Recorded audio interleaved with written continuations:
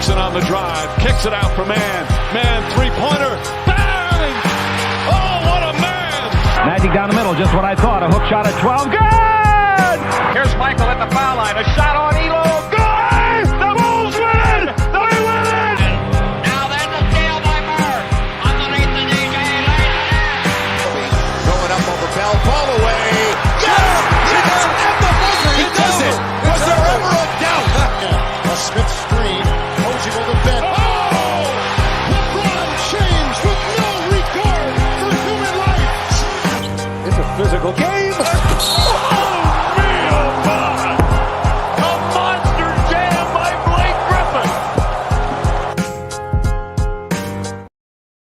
What's going on, guys? Welcome to another post-game live here on Dime Dropper for the 2023 NBA playoffs. Before we get started, please make sure to subscribe on Dime Dropper on YouTube, at Dime Dropper on YouTube. Hit the notification bell so you know every single time I post a video or go live. And, of course, to follow us on social media at Twitter, Instagram, and TikTok at Dime Dropper Pod. For today's agenda, two huge game fives. I told you guys I'd talk about Nuggets Suns game 4. I watched it, and I will give you it right before game 5. But Boston and Philly, we're going to start there tonight. To my Celtics fans, oh, man, this is tough, people. This is tough. I've been saying since the beginning of the playoffs, this is the Celtics championship to lose. I've also said that they have a psychological edge against the Philadelphia 76ers and have shown that the last couple of years. But tonight may have been the night where the Sixers got the monkey off their back. And it starts with the MVP, who tonight was the best player on the floor. James Harden, who again was really good. Really good. And it was just the perfect storm from Philly. From minute one, everybody was involved. Everybody was the best version of themselves. And you can't say the same about Boston. Immediately, I don't think it was a crazy effort thing. I really don't. You know, it got so bad tonight that the Celtics fans were booing the C's. You don't see that very often, Celtics fans booing the Celtics in a playoff home game. But that's how well the Sixers are playing. I truly believe, as much of a Glenn Rivers hater as I am, as much of a James Harden hater as I am, that the Sixers won this game tonight more than Boston lost. They were amazing. Both team strategies were to basically switch 1 through 4. But their fives were going to drop. Al Horford and Joel Embiid. I'm looking at this game from a Boston Celtics perspective. Anytime the home team is, hosting a game 5 and it's a 2-2 series, you are expected to win that game. You need to win that game or else you got to go on the road to keep your season alive. And last year in the second round, the Boston Celtics lost the game 5 at home to Milwaukee, where they completely choked at the end. That was when Drew Holiday just took Marcus Smart's lunch. And then I thought the Celtics were done right there. And Jayson Tatum came back with a performance of the ages. Performance for the ages. They're going to need something like that in game 6. Because in this game, Jayson Tatum to start was, again, nowhere to be found. When he got the ball, he was shooting these fadeaways kind of unnecessarily, shooting quick. Just didn't look locked in. Looked very casual. And Jaylen Brown was going to the rim hard. But Jayson Tatum, for the second straight game, was 0 for 6 to start. And they're not going to be able to really afford that in game 6. This is it. Jayson Tatum did pick it up. But James Harden, Joel Embiid, they hit the ground running. Joel Embiid's first shot was a step-back 3 on the left wing at the end of the shot clock. Really good defense. And then he hit a pick-and-pop 3. And that's what gets me into the drop coverage decision made by the Celtics. Now, Joel Embiid is a very good drop defender now. He's really good at the rim. He's become much better moving his feet. And you know what? He doesn't give up on plays. He doesn't give up on plays when he gets blown by. He'll still try to get the block. And there was one block today against, I think it was Derek White, where I thought he was completely out of the play. It was LeBron-esque on the chase down. That's a 7'2" big man playing like that, coming off a sprained knee. Come on, man. That's the type of Joel Embiid that we need to see if he wants to be in that upper echelon of great centers, but more importantly, the best player in today's game. Joel Embiid and James Harden pick and pop is right there, as I said, second best pick and roll combination to me. You can maybe even make the argument the best with Jamal Murray and Nikola Jokic. Here's why it is so hard to guard. James Harden coming off a screen, if he's going downhill, he's getting to the rim if you don't put another body there. Now, if you're in drop coverage, James Harden can walk into those threes and has been walking into threes for the last 12 years of his career. So you don't let James Harden walk into threes. The difference now is he's actually shooting the mid-range. Before, he was quicker off the bounce and he was more athletic, so he could elevate much better at the rim. So he could just neglect a part of the floor for a large portion of the season, basically his whole season, still almost beat the Warriors doing it, just with the floater, the three ball, and at the cup. Now he's doing a much better job of being patient in that screen and roll. He'll be snaking screens, keeping guys on his hip, and instead of foul baiting, he'll now step back for the mid-range, and he's doing it going both ways. So he's keeping the defense more honest to me than he ever has with this heavy pick and roll usage player that he's become the last, since D'Antoni took over. Or should I say since D'Antoni started coaching him. And I have to say, if James Harden played like this his entire career, I would not have a problem with him. It was just those years in Houston playing D'Antoni ball where I think he was just unbearable to watch and just kind of cheating the game in ways. But look, the rules allowed it, so I can't hate on it. But it's not going to win championships playing that way, just like Kobe said. But he can win a championship playing this way. It's just a matter of him showing up when it counts. And tonight he showed up when it counted, but everyone else did too. And the whole problem is this with that Embiid Harden pick and roll. So drop coverage against Harden is not only tough because of Harden, it's tough because of Embiid. Drop coverage against a pick and pop big man is pretty suicidal. Now, in the past, like I want to say 2019, 2018, even maybe 2020, you're okay with Joel Embiid taking that shot instead of going to the basket. So you just live with it overall. But now he is up there with the greatest centers ever to shoot the mid-range shot. I'm talking Willis Reed level. Maybe even better. Joel Embiid has it down to a science. And now he has become unstoppable. Because when he's in the mid-range or he catches the ball at the elbow or the foul line, the nail, where he loves to catch it nowadays, 1 or 2 dribbles, he's at the rim, and dude's like 290 pounds or something. Like, it's pretty hard to guard the guy, and the Celtics don't really have that one-on-one matchup. But it doesn't matter. If you're in drop coverage, I keep fucking going around my point. Sorry, guys. But the point is, drop coverage against Embiid and Harden is pretty suicidal because you're conceding that mid-range shot to Embiid all day long. And the Celtics were getting burned. In my mind, I'm wondering, okay, Missoula has to go away from this. Has to. What are the other options? Well, you can go out and hedge the screens. The problem is this. Harden is a really good passer. If he gets the ball to Embiid in a 4-on-3 situation and your second tallest guy out there is Jayson Tatum, Embiid could be just charging his way to the rim, or one pass gets an open 3. So that's a tough position to be in as well. You blitz Harden, one pass, doesn't matter who it is, 4-on-3 situation, you're still giving up an open 3 or something at the rim. And then there's the switch everything option. Horford has not shown that he could do a good job guarding Harden one-on-one. He's had moments where he can, and honestly, it might be better than drop coverage, but overall, he can't really stay with Harden one-on-one. And Embiid is drawing double teams, and when he's alone and they don't bring the double team, he's scoring. And one thing he's doing a good job of, when he's catching the ball at the foul line, the nail, or the mid-range, he can see the double coming and he just shoots over the top before it comes. That's his counter. And when he gets the ball 15 feet away as opposed to 20, 18 feet away, like he was in the late stages of the games against Atlanta in 2021, and even last year in Game 6, where he was also injured, he's also coming off an injury. That's the key. Catching the ball closer to the basket, where not only can he make a move and go to the rim, but he can hit that mid-range. But my point is, the Celtics didn't adjust. Jaylen Brown, I thought, was getting to the rim. The Celtics were getting a lot of corner threes, a bunch of them. Marcus Smart made 2 of them to start the game. But the Sixers were rolling on all cylinders. Tobias Harris was crashing the offensive glass scoring. There was one play where I think it was Brogdon. He got on the post up, turnaround over the right shoulder. Beautiful shot by Tobias. And you saw a little bit of Rob Williams for the Celtics, but Rob Williams is dropping really deep as well in that pick and roll.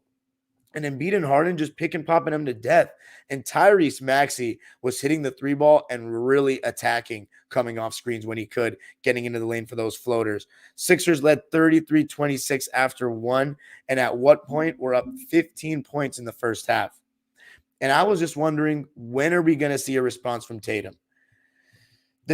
And by the way, you might be wondering, why weren't the Celtics having as much success when the Sixers in drop coverage? It's more than just Embiid being a good rim protector. It's because Al Horford was just way off the mark from three. Very unfortunate to see. And there were even possessions in that first half where the Celtics had like a layup at the rim or a wide open mid-range, and they would just pass it up, fiending a three. And these kind of things are going to add up. They can't just fiend the three. I know Mazzulla was talking about the lack of three-point attempts in one of the first, I think it was the first game.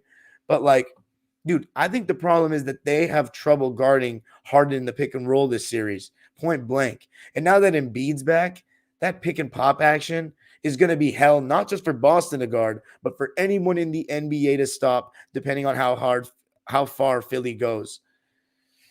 The Celtics, in the second quarter, after going down 15, you saw Tatum come back in the game, and all of a sudden he looked like a different player. He was trying to get 2 feet in the paint, and he was getting to the line at will.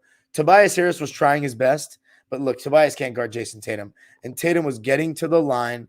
He still couldn't really hit the three ball. No one really could.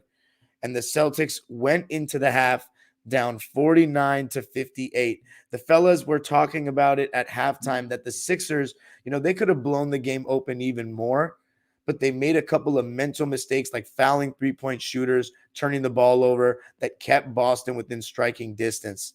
But in the second half, this is where you've got to give the 76ers credit. They didn't take their foot off the gas, and they really kept their poise the whole way. And it was all about Harden, Embiid, Maxey.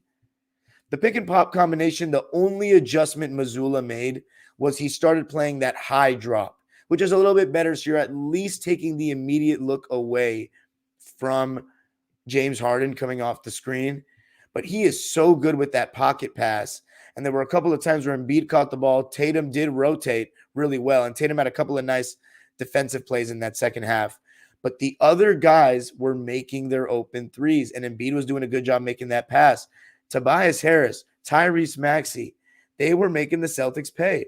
And when Embiid was catching the ball in the middle of the floor, I just thought he was fantastic, hitting shots. And when he was open, and he was open a lot for those pick and pop threes, no matter if it was Williams or Horford in, he was making them pay. It just seemed like the Sixers had a counter for everything. And when Embiid caught the ball on the left wing, mid-range area, one-on-one against Horford, he was getting to the rim, pump faking, being patient, getting to the line. And Harden and Embiid were getting to the line in this game. It was just hell for the Celtics to guard, straight up. Harden had 10 free throw attempts. Embiid had 11 free throw attempts. But the Celtics actually got to the free throw line more than Philly. They didn't, however, shoot as well from the line. Sixers shot 85%, 23 for 27. And the Celtics shot 73.5%, 25 for 34. The biggest culprit in that department, Jaylen Brown. We're going to talk about that in a second. But in the third quarter, the Celtics offensively were fairly disappointing, in my opinion. 23 points in the third quarter. They needed something, and they didn't really get it. Jaylen Brown was just quiet as can be, not demanding the ball. And no, it wasn't all just play calling. You can't blame I've talked about it so much every single night. The influence that the stars have in the playoffs and how you're seeing coaches let the stars be stars. Jaylen Brown, we've talked about this time and time again, and this is what separates Jayson Tatum from him mainly. Jayson Tatum is going to take matters into his hands. Jaylen Brown is so passive. The dude can be shooting 70%, and he just shies away as the game winds down. Jayson Tatum wants the moment. Sometimes he wants it too much, and sometimes you got to blame Jayson Tatum in ways where he needs to recognize, look, Jaylen's having a better shooting night than me. Let me motivate him to, look, go get the ball, Jaylen. You're not stepping on my toes. I got to do what's best for the team tonight. But I don't know, man. Jaylen Brown needs to go get it. It's not all the coach. This is the playoffs. This is grown man basketball. And I want to say this too. With Jaylen Brown and Jayson Tatum, two wings, just like the Clippers kind of have, that do similar things, can hit shots on the mid-range, 3-level scorers, decent in pick and roll, but not fantastic playmakers. And mind you, Jayson Tatum was getting a lot of open shots for his teammates that the role players were just not hitting tonight. The Sixer role players, the others outside of the duo, were hitting their threes, and the Celtics guys really were not. But the thing about the duo is the two wings, it's very take-turnsy, whereas the Sixer duo, a guard and a big, they play off each other. And that's what makes it a little bit more of a seamless fit. And the third option, Tyrese Maxey, is he better than Marcus Smart? I don't know, because Marcus Smart plays both ends. But the Celtics just need their role players to hit threes. However, I'm very concerned about that defense. They lost the third quarter by a score of 30-23. At that point, it just didn't feel like they were going to come back. And I got to give credit to Joel Embiid. His defense and drop coverage was just fantastic. The Celtics, they didn't really make too many adjustments. They just went to that high drop. Jayson Tatum was getting more aggressive as the game went on. He wasn't really quitting.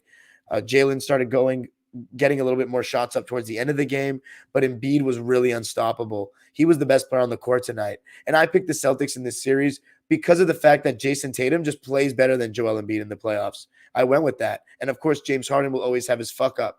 But 3 games out of 5, James Harden has been not just good, but great. Great. He was spectacular in game 1. And in game 4, 2 game winners. Joel Embiid, this was one of his signature playoff games, if not his most signature, his most important. If they win this series, this is the big time, brother. MVP. And listen, I'm sick right now. I'm really sick. I fucking hate the Sixers because they have Glenn Rivers at the helm. And I don't want the Celtics to win the championship because, as I said, I don't want the rich to get richer, even though I think the Celtics are a likable team. And, I do have a soft spot for them, being that is my second home. But I need them to win this series because I don't need Glenn Rivers to go to the conference finals. I don't want them to. I feel bad for Embiid, though, because he is such a great player. But right now, I just have to be objective.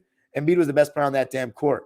They need better from Tatum, the Celtics. They need better from Brown, but they mainly need better from the role players and the coach.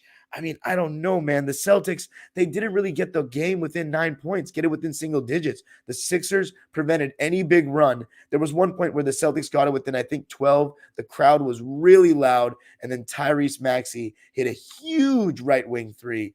And, James Harden just continued to get so many good looks for his teammates. It was just big time from the Sixers as they won it 115 to 103, stealing home court advantage and giving themselves one chance to go to the conference finals for the first time since 2001. Allen Iverson MVP season. Are we seeing some similarities, ladies and gentlemen? First MVP since AI for the Sixers. First trip to the conference finals. Oh, no. It might be written in the stars, guys. I'm fucking hate. Oh, God, I'm livid. Come on, Jayson Tatum. You need to come here. You need to come through for me, big dog. You need to come through. Celtics fans, I'm sorry, guys. I don't mean to make things worse.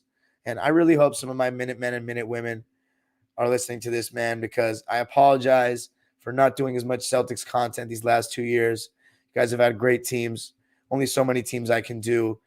And I'm excited to, be watching these games and keeping a close eye on them. And I've come to the conclusion that Joe Mazzulla is a little suspect.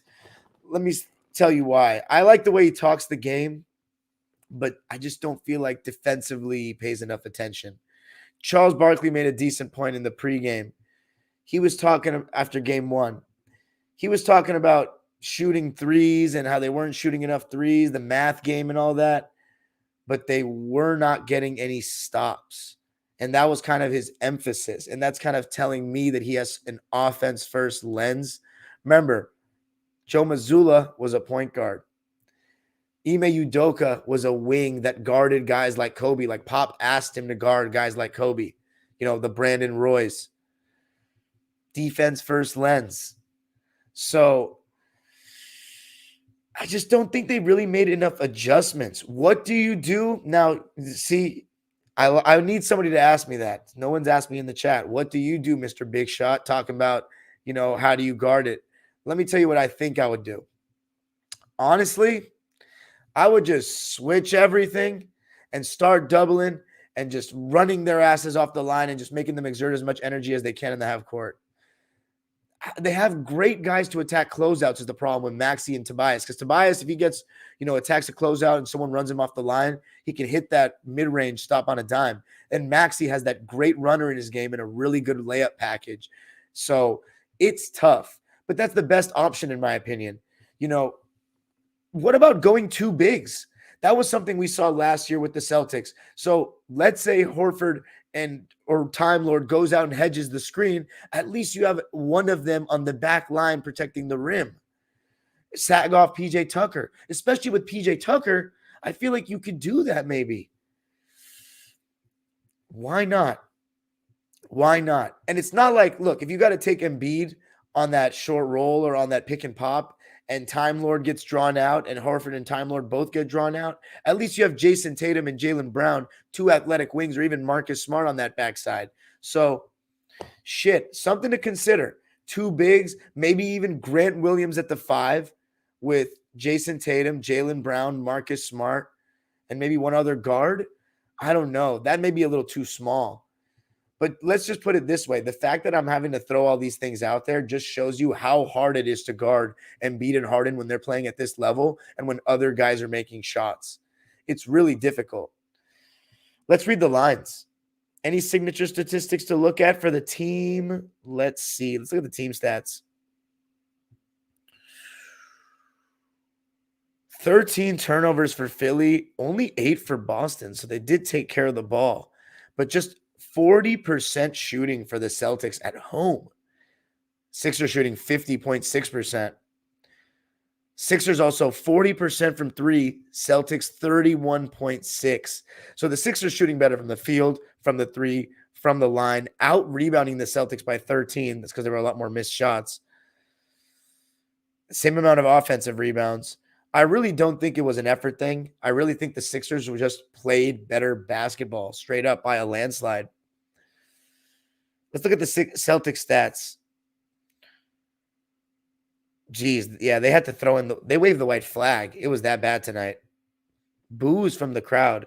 So Malcolm Brogdon, Time Lord, and Grant Williams were the ones that played real minutes. Grant Williams played 8 minutes, had a donut, shot 1-3, and that was that. I would consider giving him more minutes just because I feel like he does a pretty decent job on Embiid just being physical, and maybe he can draw some offensive fouls. What would be really nice is if the Celtics can get Embiid in foul trouble, which we'll see if they can do that. Embiid's done a really good job of staying vertical and just protecting the rim. I'm so impressed with the steps that he's taken defensively each season. Like, look, I said it earlier this playoffs. This is set up for Embiid to just grab that best player in the world title by the fucking throat because he can do things defensively that Jokic cannot. But anyway, let's keep talking about the Celtics real quick. Time Lord, 4 points, 2 rebounds, 2 for 3 from the field in 19 minutes. I'm going to be honest, in that drop coverage, that deep drop, Time Lord just gets taken out of it because James Harden is just pulling up. Tyrese Maxey is attacking that space, hitting floaters, and mainly Embiid is just cashing that open 18-footer. So Time Lord is just, it's not doing anything there. How about Malcolm Brogdon? He just needed better shooting from him. He was just missing shots that he normally makes. 3 for 9 from the field. 1 for 2 from deep. 7 points, 4 assists. Malcolm Brogdon in these last 2 games. Actually, no, he did play well in the last game. But he shot 33% in game 3 that they won. You just needed a better game from Malcolm in this one, just hitting shots. And then the starters, all of which played 25-plus minutes. Al Horford had his worst game probably of the playoffs. Look, it's not like he's being terrible defensively to me. You can't expect him to guard Embiid one-on-one. Like, you seriously just can't. And he's done a good job this series at times guarding Embiid one-on-one. At his age, look, it doesn't matter what age you are, it's hard to guard this guy one-on-one. He's a fantastic, I don't use this word that often, but generational offensive talent now. He really is. Honestly, talent, because on both ends. It all just comes down to how healthy he can be and what kind of aggressiveness he plays with. And tonight, he was playing aggressively. He was the best version of himself. Harden is making his life easier, absolutely, but when he's getting the ball one-on-one, Horford can't guard him. Okay, and Horford in drop coverage, that's the scheme. That's the scheme. Whether you think it's a good scheme or not, that's the problem with Mazzulla. Horford is being told to drop deep. High drop, he did a little bit better, but it's tough. The problem with Horford, though, is he's got to make that open three. He's got to make that open three. And also what I don't like is he's getting Maxey on switches, and he's not even considering going to the post. Come on, dude. You have post game. What are you doing? Totally bailing Maxey and the Sixers defense out. So you got to look at that. He's way too smart to be settling that way. But anyway, only what? A donut. Jesus. 0 for 7 from the field. 0 for all of his shots were threes. No free throw attempts. Just 5 rebounds. Not a good game from Al. Derek White, 34 minutes played. Decent defensively, but not as great as normal. It's not even his fault to me. It's just Harden and Embiid and Maxey playing at a high level. But offensively, you need more. This was a guy who played so well against Atlanta, just hitting shots left and right. Obviously, this is a different caliber of defense and different caliber of opposition, but he can do better than 2 for 6 and 0 for 2 from deep. He can. And they're going to need better. Marcus Smart, I actually thought he was pretty good. 14 points, 4 assists, 3 rebounds, 2 for 7 from the field, 2 for 5 from deep. I think they got to find a way to get him involved more defensively. Maybe guard Harden a little bit more. Jaylen Brown is guarding Harden a lot. Not saying he's doing a terrible job. I think Harden, as I said, is just playing so well. But you got to use Marcus Smart a little bit more defensively, I think. He was 2 for 7 from the field, 2 for 5 from deep. So one of the only people that actually shot well from 3, 8 for 10 from the line. So credit to him that he got to the line.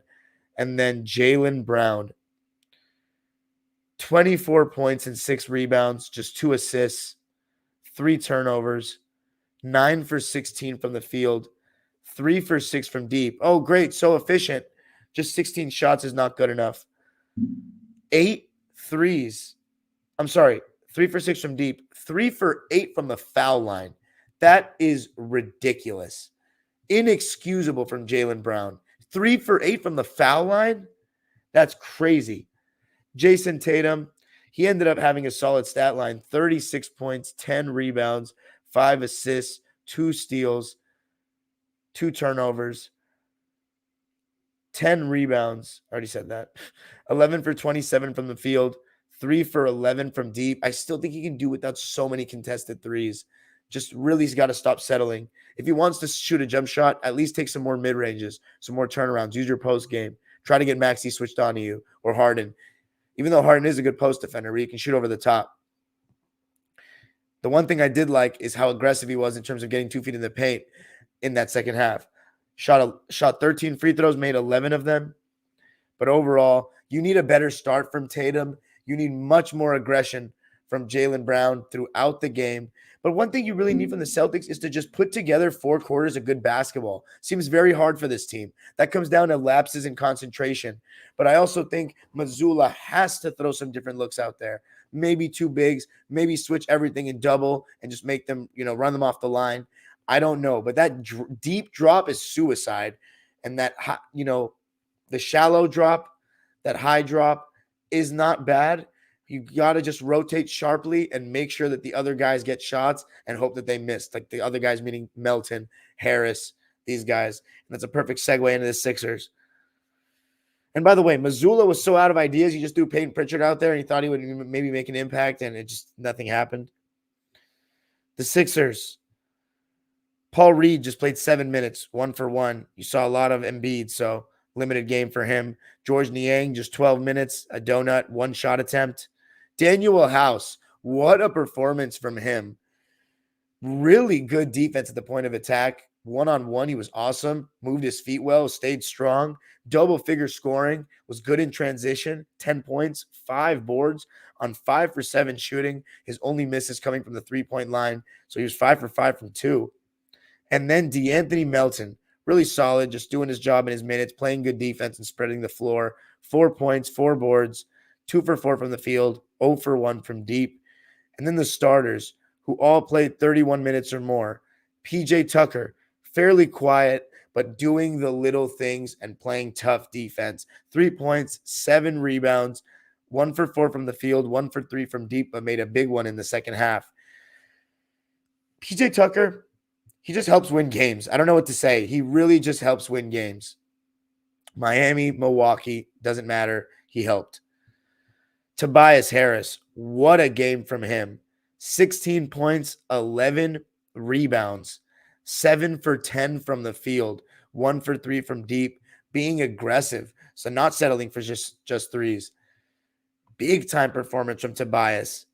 And then James Harden, 17 points, 8 rebounds, 10 assists, not a pushover on defense, 2 steals, just 2 turnovers. So a 5-to-1 assist to turnover ratio, keeping the defense honest. And those pocket passes were working all day long to Embiid.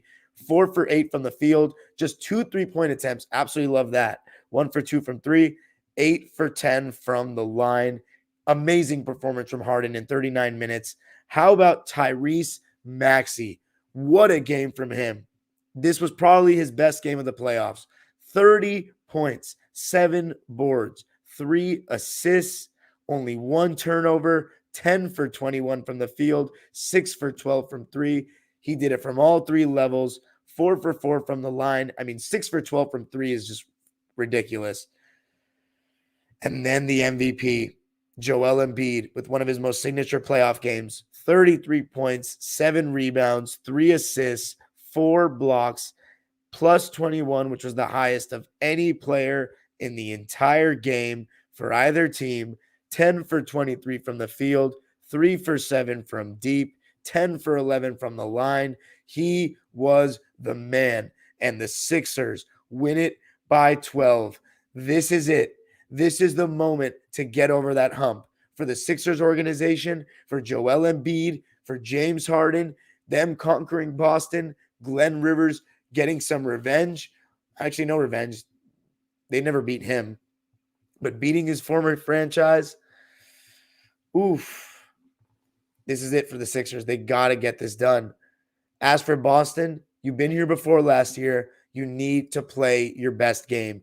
And look, I think it's going to be tough for the Sixers to close this out because they shot so well from 3. They played a pretty perfect game.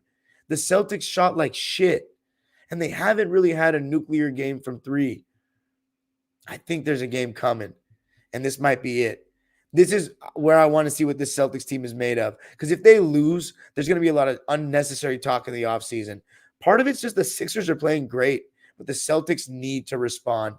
This is it, and I think they will. I'm still sticking to my pick, Celtics in 7. Coming up next, going to be talking about the Suns and the Nuggets. Let me get some water, fellas. I actually have some right here, though. I don't need to leave the screen. Shout out to everybody.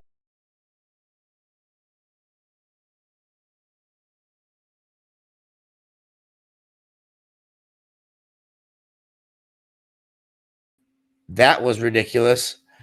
Got fucking removed my own shit.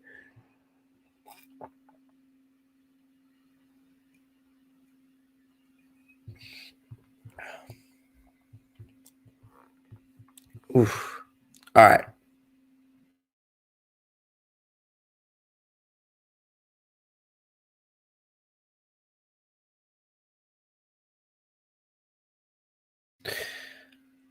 All right. Now let's briefly talk about what I saw in Suns Nuggets game 4. Basically, it felt like 2-on-2. Murray and Jokic, KD and Booker. And let me say this, man. Devin Booker just continued his arsenal or showing off the arsenal of 3-level scoring. Stopping on a dime, 1-2 dribble pull-up, quick decisions. And one thing you started to see was KD and Booker one pass away from each other. So they'd set the screen. Aaron Gordon would then switch on to Devin Booker. KD would have KCP on him. And when they helped, you'd have them one pass away to either pop the three or attack the open space in front of them. Anytime they could get the other guys to shoot, they would, but it was very tough. And D-Book and Kevin Durant were big time. Jamal Murray, Jokic had some good stuff in the pick and roll. Jokic was dominating in the paint and dominating in the post, working very quickly. But Cameron Payne was pushing the pace really well, even better than in game 3.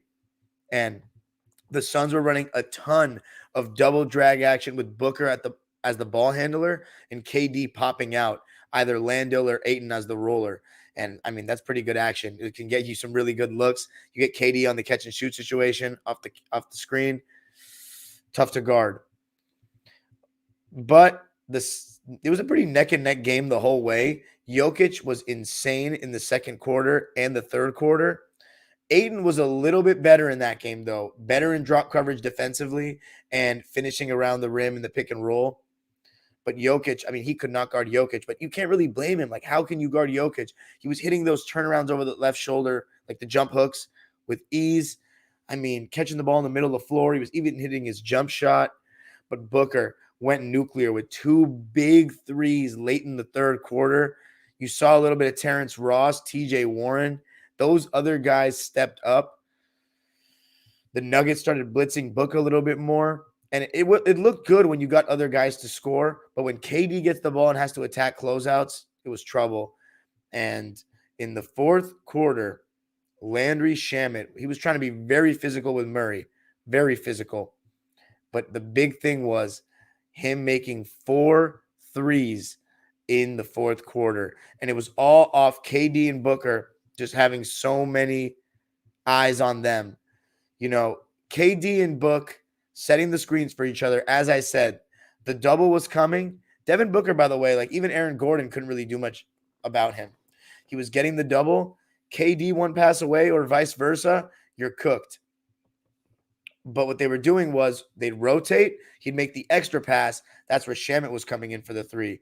And also, when Jokic was in drop coverage in that high drop, they would leave Shamet open because, of course, you don't want to leave KD open and you want to take away the roll. And Shamet was making him pay. D-Book was doing a really good job with that cross-court pass with his right hand. And overall, Shamet was just making the defense pay off all those. There was also a little Spain pick and roll action, and before the second screen was set, Ayton would slip. That was really good stuff as well. Got Ayton the ball on a couple of dump downs, and Devin Booker did a really good job with those entry passes. And also, Ayton had a big block on MPJ in transition when it looked like the Nuggets were just about to get back in it. And by the way, I mean, Jokic, he had a 51-point game, mind you. 51. He was insane.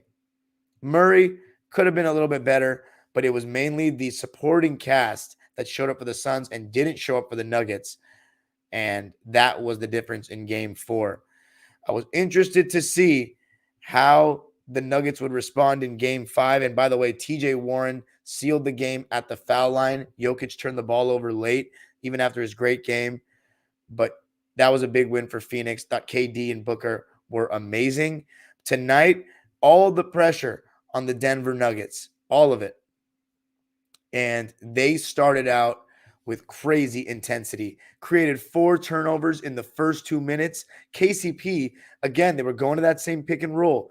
Instead of putting Jokic in the action, they were putting, because what I think they're afraid of is when Jokic is in the action, the Nuggets are going to try to funnel the shot to either Campaign or Okogie in that high screen and roll. They're going to take away the roller and force them to pass it, weak side to the corner shooter. With that screen and with that pick and pop with KD and Book where they'll switch, what they'll get is the double team because they don't want to leave Kevin Durant on an island with KCP or Devin Booker with Aaron Gordon. They'll double because D-Book is quicker off the bounce. Kevin Durant, so much taller than KCP. You double off of one of them when they're one pass away, you get the ball to them for them to attack a closeout or make the open 3. But KCP was doing a good job of getting his hands on the ball with KD, stripping him, and KD was loosey-goosey with the ball in that first quarter. Looked a lot like that Celtics series. The Suns tried to get that switch over and over. And I was looking for, and they instead of going to Jokic, I was looking for what kind of defense Jokic was playing. He was playing a little bit of that high drop. It looked like that at least. But the Nuggets started out up 9-0. All their starters scored in the first quarter. MPJ set the tone by making open threes, 4 of them in the first quarter, 14 points in the first quarter for him. And Nikola Jokic, it was just a masterful playmaking display from the get-go. When he catches the ball at the foul line or 18 feet away or just in the middle of the floor, that give and go action, you got to give the Nuggets players credit. They all cut because they know they're going to get the ball, and not just get the ball, but get the ball right in stride. Perfect lead passes. So good from Jokic. Arguably the best passing big to ever play basketball. The best I've ever seen, no doubt about it. I mean, those backdoor cuts and give and go actions are just amazing. And he was finding guys right away, even in the mid post. You load up the defense, he'll find a cutter or he'll find somebody on the weak side for 3. Just amazing. Just amazing. The Nuggets led by 15 in the first quarter. KD was absolutely broke to start the game. Credit Aaron Gordon, credit KCP, 0 for 4. Devin Booker was the only one scoring for the Suns. Shocker.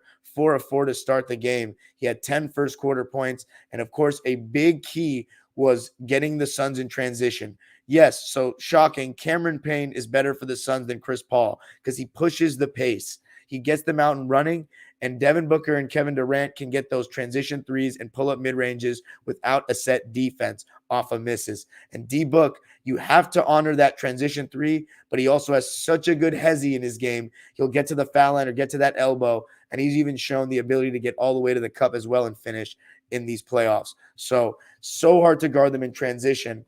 You saw a little bit of that with the Warriors in terms of, jump shooting in transition, but they're more of a mid-range jump shooting team in transition than even just threes. But Book, he has a great pull-up 3 in his game, and KD, signature pull-up 3 as well. So that's a big emphasis in the series.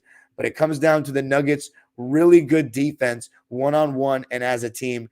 Aaron Gordon and KCP doing a really good job in that first quarter. Granted, the Suns were still missing a lot of shots that they can normally make, but you've got to do your part if you're Denver, and they did. They were also really active on the glass, the offensive glass.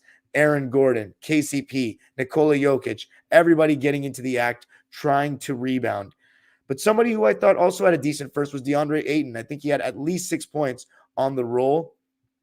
But the Nuggets led after one by a score of, I think it was 35-24. Second quarter, though, when Jokic went out of the game, the Nuggets started to cool down.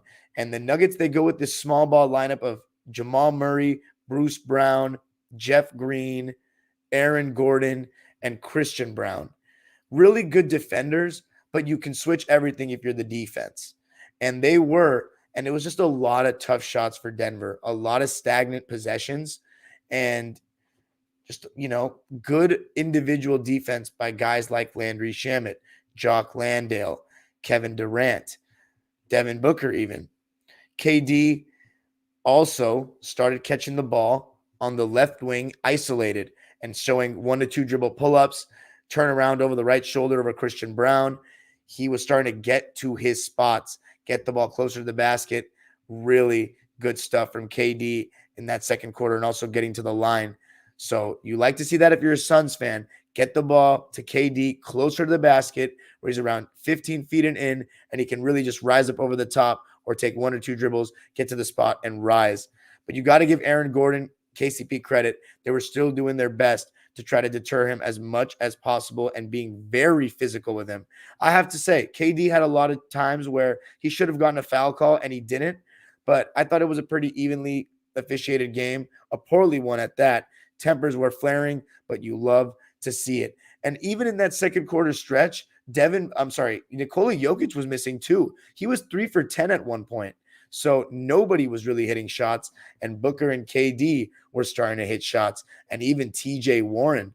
And there was one point where the Suns even took the lead and started to even take advantage of Jokic a bit in that high drop, Devin Booker was turning the corner, getting past him, getting to the rim. And again, KD and Devin Booker, one pass away from each other. Hard to guard that. Throw the ball to KD on the wing 15 feet away and have D-Book one pass away. It's tough. You got to make a decision there. So, and Murray was 1 for 6 at halftime. And that being said, because of MPJ, because Aaron Gordon was playing well, because Bruce Brown was playing solid, the Nuggets were up 3 at the half, 52-49. But overall, I felt pretty good because I just got the sense that Nikola Jokic and Jamal Murray were going to turn it up in that second half. And you could just see the defensive intensity of this Nuggets team. And in that third quarter, Nikola Jokic took over the fucking game. He took over the game. And Landry Shamet started the third quarter to guard Murray because they liked what he was doing better than Okogie, and he's also hitting threes. Nikola Jokic in that third quarter had 7 straight shots. A bunch of shots just sealing in the paint, in the middle of the floor, jump hooks, finishing around the rim, hitting jumpers, hitting floaters, 7 consecutive makes, 7 consecutive makes going back to the end of the second quarter, 6 straight in the third quarter. And then the final one he missed was in and out off the glass. It was just an offensive clinic, but also his passing to cutters is just unbelievable. And you just got to love the way the Nuggets move without the ball. MPJ, Jamal Murray, Bruce Brown, Aaron Gordon, the KCP, they all do such a good job. And Jokic's passing is just so pinpoint. And one thing I like is that even when Jokic comes up to catch the ball at the foul line or 18 feet away, they'll set a down screen for him to sometimes, 1, just make the defender work, and 2, if he gets an inch to turn the corner quickly, then your defense is just compromised and he can get an easy kick out 3 or a floater. So it just makes the defense work a little bit more. But Murray and Jokic in that pick and roll started to get really good looks. Murray got an and one, and I was talking to my dad watching the game. Landry Shamet was getting so physical with Murray, and he was getting away with fouls. And I was like, Murray and him are going to go at it at some point in this game because it's getting physical. And he got an and one where he took the bump, got right in his face, got a taunting tech. But that showed me that Murray, he was into the game. He was responding in that third quarter along with Jokic. And in that stretch, Devin Booker finally started to look human. Missed a wide open corner mid-range. And I think he was just so surprised how open he was on that. But he started to finally look a little bit more tired. And credit Aaron Gordon, had some amazing defensive possessions on Booker, blocking his shot one-on-one, really good contests. And on the other end, more Murray-Jokic pick and roll. Jokic was hitting the jumper. And there were a couple times, Ayton would stay home on the roll. That's when Murray would get to the rim or kick it out for an open 3. And the Nuggets' defensive intensity let them get in transition, and they blew it open. And a huge part of that was Bruce Brown as well. Nuggets went up by 20 in that third quarter. And defensively, I love the scheme. They were just okay with anyone else scoring. Anyone else. Jokic was starting to hedge those screens, and they were making sure that they had Michael Porter Jr. or Aaron Gordon, mainly Michael Porter Jr., doing a really good job rotating. He even got a steal, I remember. I'm not sure if he got more than one, but let me check. Michael Porter got just one steal, but really solid defense rotating when Jokic would go out and hedge. And every time they go to the sideline, Jokic is going to go try to hedge the sideline. And that's, a way to take away their passing angles. Have somebody take their roller, because the cross-court pass when you're double teamed on the sideline is very hard to make. So that's why it's easy to take away. So they have no problem. And Jokic does a pretty good job hedging on the sidelines. But yeah, and by the way, I want to say Jokic's defense was really good hedging in that third quarter as well. He had active hands too. And when he dropped on different guys that weren't KD and Booker, he did a pretty good job. And I thought in the game, the Suns were going a lot more with Devin Booker in pick and roll than KD in pick and roll. But overall, the Nuggets tried their best to force the ball out of the big boys' hands, leave the other guys open, and the Suns role players did not hit. Did not hit. Bruce Brown got a technical where he was trying to listen in on Monty Williams drawing up a play late in that third quarter. It was pretty funny. KD then shoved Jokic, got a technical foul, but Bruce Brown got one as well. But it was a really, really good third quarter for the Nuggets. Jokic's passing out of the high post and the low post was just amazing. Great cutting from the Nuggets.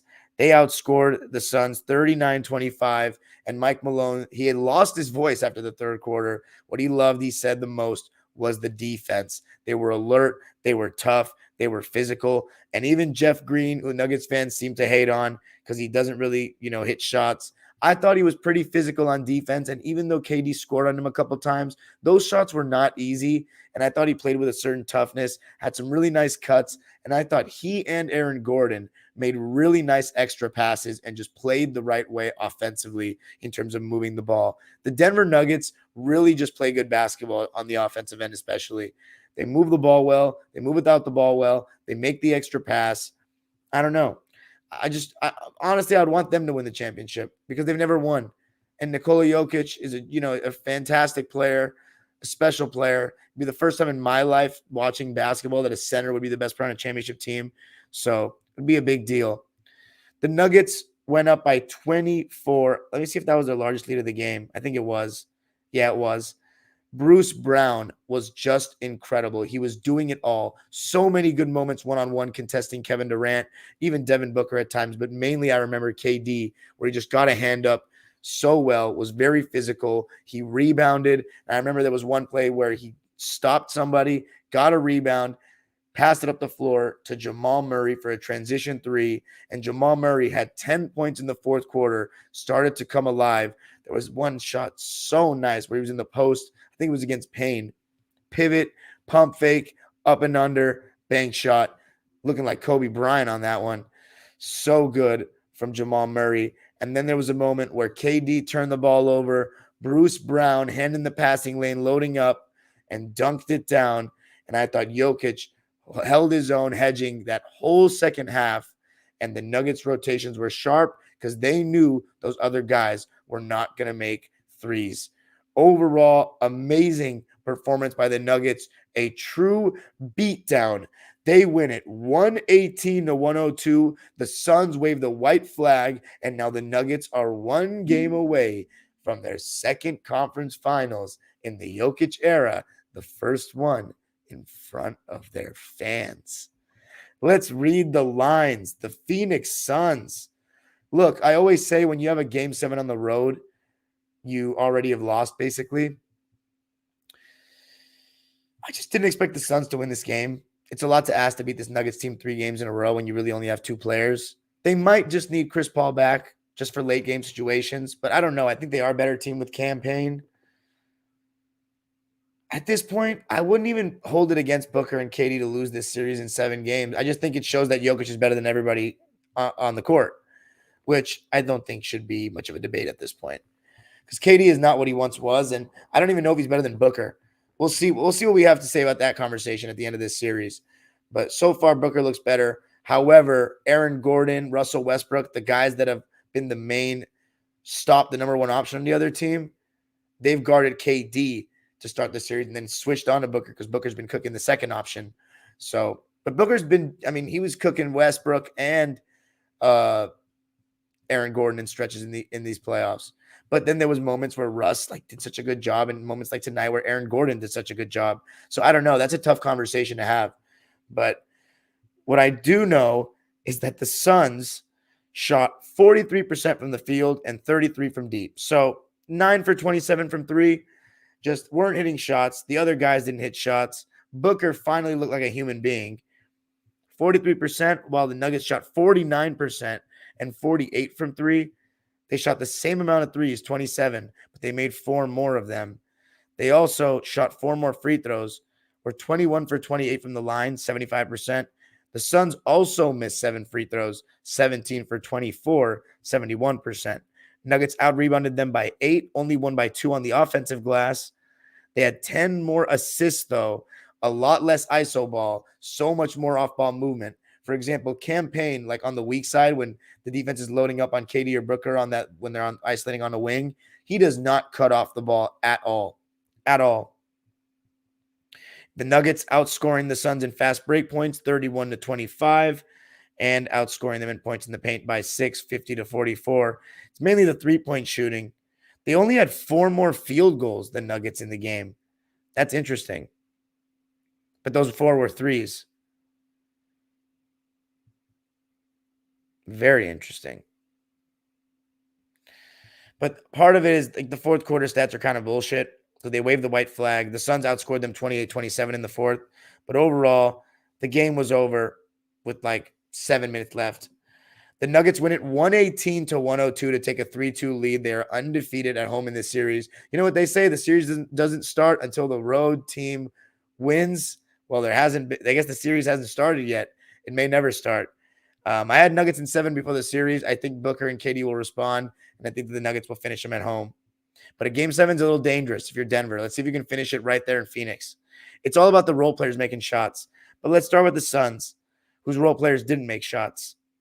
By the way, why is Torrey Craig not playing? He was so good against us.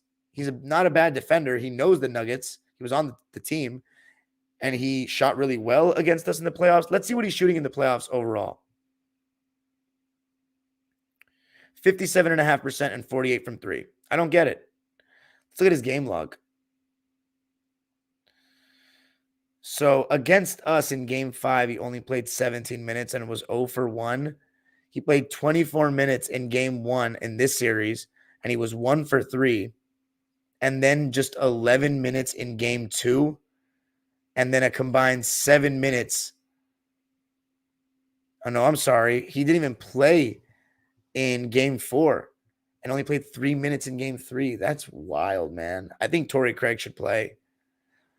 Is Okogie really playing that well? I think he's doing a pretty good job on Jamal Murray to start games defensively. I'll say that. Doing a really good job there. But I would honestly play Craig. Just try to get the shooting out there. Even though I'm a defense guy. Jock Landale played 16 minutes, 5 points, and 4 boards in this one. He was a +5. I thought he was actually pretty good in his minutes. It continues to be pretty solid in the series. But also some of that was at the end of the game in garbage time. So he can't guard Jokic, though, point blank. He was okay. I don't think you need much more from him. But it would be nice if he had a better game, of course. TJ Warren, 15 minutes. He had 4 points on 2 for 7 shooting and 0 for 2 from deep. You're going to need a little bit better from him as well. He was good in the first half, but I don't think he made any shots in the second half. And then Terrence Ross, he played 20 minutes and was actually efficient, 3 for 4 from the field. All his shots were threes, 9 points, 3 boards. But defensively, he's not great. And then Landry Shamet probably played a little too much. His defense he has shown to be a little bit tough on defense. Like he will do a decent job on Jamal Murray, and he will play him very physically. But do you just lean into the offense with Terrence Ross and play him a little bit more? I don't know. Landry Shamet, 6 points, 5 rebounds, 3 assists, coming off his amazing game in game 4. 2 for 6 from the field and 1 for 3 from deep. So the bench points on combined, 6, 11, 17, 26. A combined 26 bench points, but 2 of them were from Torrey Craig, who played only in garbage time. So let's see the starters. Josh Okogie only played 8 minutes, 1 point, 0 for 3, 0 for 2 from deep. Cameron Payne, not as good of a game. He's just not a spot-up shooter, and he needs to be better off the ball. 7 points, 2 rebounds, 4 assists. Defensively, also he's a weak link. 3 for 5 from the floor, 1 for 3 from deep for Payne. The Suns turned the ball over 10 times, so nothing too crazy there. And then the big 3. Ayton, I actually think, has been good the last 2 games. I mean, not great, but they're not going to feed him the ball. So it's really just on rolls off screen. So in his role, he can't guard Jokic that much better. Like he's getting away with fouls and Jokic is still scoring. Like I really don't know what to do about Jokic. He's a generational talent. So 14 points and 9 rebounds for Ayton, 7 for 12 from the field in 32 minutes of play. If you're the Suns, do you just double Jokic every single time he catches the ball in the post or one-on-one? I just might. And then leave anybody but Murray open. The thing is, the Nuggets do such a good job of cutting. It's very hard. How about Devin Booker? 28 points, 6 rebounds, and 4 assists, 2 turnovers, 8 for 19 from the field. So finally shooting less than 50% from the field. 4 for 7 from 3, though. He actually shot well from 3. So the rest of the team shot 5 for 20 from deep, just 25%. He's the reason why it's 33%. But he wasn't hitting his pull-up as much, and part of that because Aaron Gordon was doing such a good job contesting his shots. But Devin Booker finally having a human game, so that means he's probably dropping 40 with their first elimination game of the playoffs. Kevin Durant, I actually thought he played pretty well. He just needs to take care of the ball a little bit better. 5 turnovers.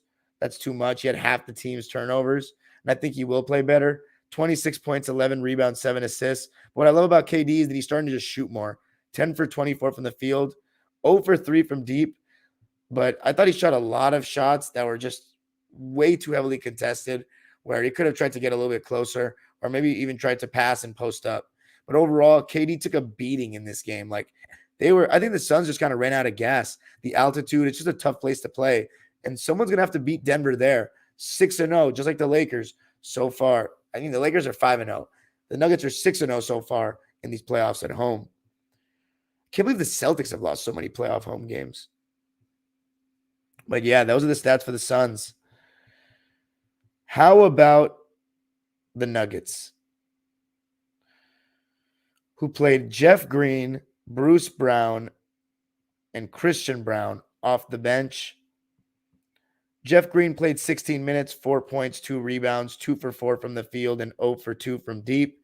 Obviously, his plus-minus isn't going to look good because he plays when Jokic is out, but I thought he honestly did okay. He held his own, made some good plays. 2 assists.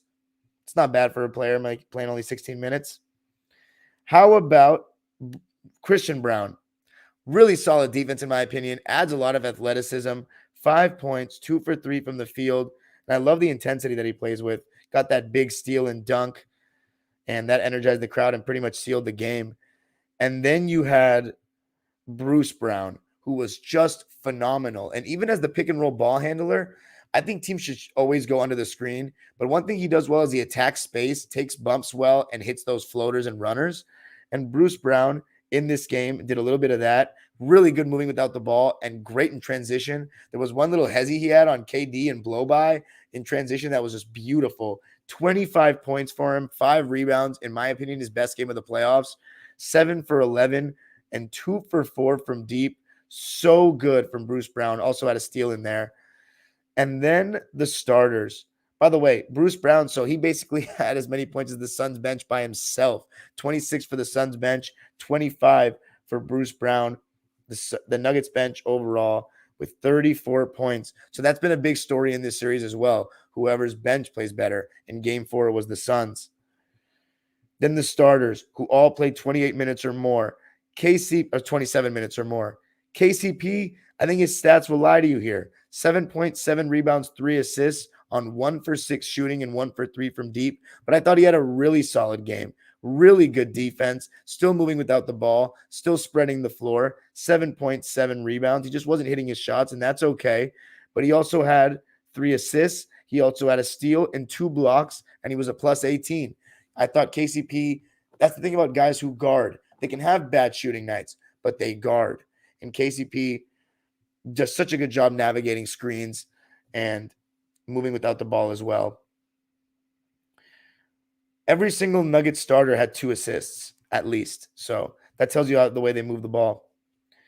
Michael Porter Jr., you needed a response from him. He did not have it in Game 4. And he brought it in this one. In Game 4, he just shot 31%, only 11 points. In this one, 19 points, 8 rebounds, shot 64% from the field, 7 for 11, and 5 for 8 from 3. Of course, 4 of those coming in the first quarter, but he was big time. And what doesn't show there is how good he was defensively. He had a steal, but overall, his rotations were really sharp. You got to glove it for Michael Porter Jr. Very solid in his minutes. He was a plus 24. And then Aaron Gordon, again, his 4 for 13 shooting night won't show it. 1 for 2 from deep, but 10 points, 6 rebounds, 6 assists, 2 blocks, the highest plus minus of any player on the floor tonight for either team, a plus 27. Amazing defense on both KD and Booker. He has just been incredible, in my opinion, in these playoffs. And his movement without the ball is really good as well. And there was one play where Jokic was running a pick and roll as the ball handler with Gordon as the roller. We've seen that in these playoffs time and time again. It's incredible to see a center do that.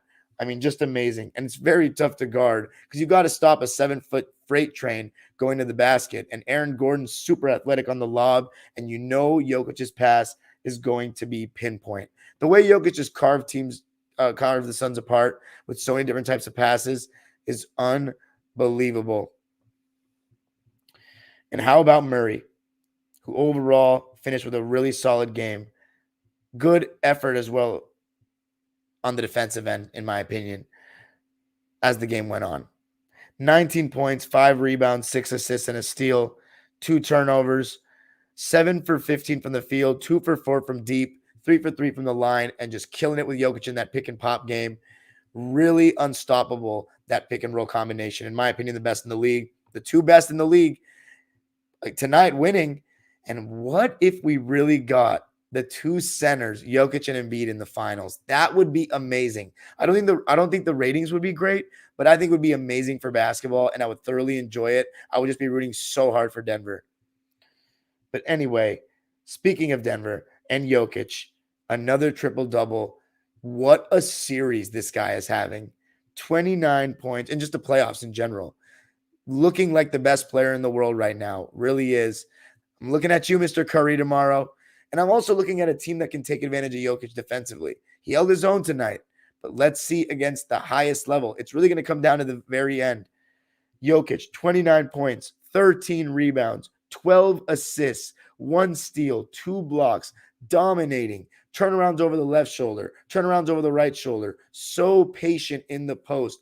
And Shaq said it best. He plays like an actual big man. That's why he's the best center in the league. He posts up on the block. He gets right into the restricted area. He does not settle. Embiid, if his mid-range isn't falling, granted it's like a layup for him, but if it's not falling, the defense doesn't have to work as hard. Jokic plays so physical, and his passing is otherworldly. High post, low post, on the roll, short roll.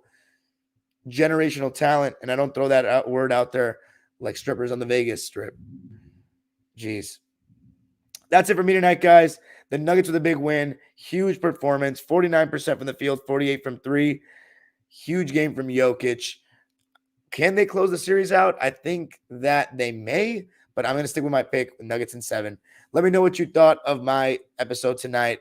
Make sure to comment. Now to the live subscribers waiting patiently in the chat. Super chats are turned on if you want to drop $1 or a dime. Peace. All right, let's see what we got for the comments. Celtics suck. Zachary Darrington says, sup, dime. What's up, man? By the way, super chats are turned on if you want to drop $1 or a dime. Any donation counts. Zar Zambrano says, hey, dime, what would you feel like if Rivers Sixers went to the finals? Oh, my God, I would be so mad, bro. I really need them to lose. I would be, like, in the mud. He's just leaning into it's mainly the players, but he's leaning into his players, and they're coming through. Marco Barolo says the Celtics and Suns are frauds. We'll see about the Celtics. What if Glenn makes the finals? I wouldn't even be mad. Yeah, you're not me. Danny G says, supporting both your channels. Thanks for the content. Thanks so much, Danny G.